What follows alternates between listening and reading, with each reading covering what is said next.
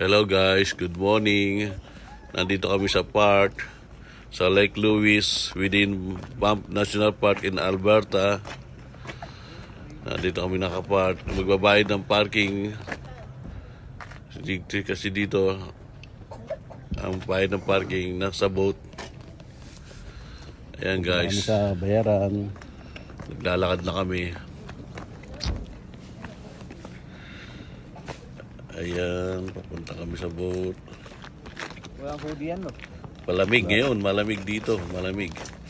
Pero kahit may araw, pupunta namin dun sa sa lake. At makapunta naman ng summer, makita namin ang ganda ng lugar.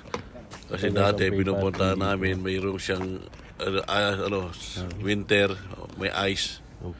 Ay yung boat po sa guys, yan, ang babayaran ng parking, ganito ang bayad ng parking dito, kakaiba.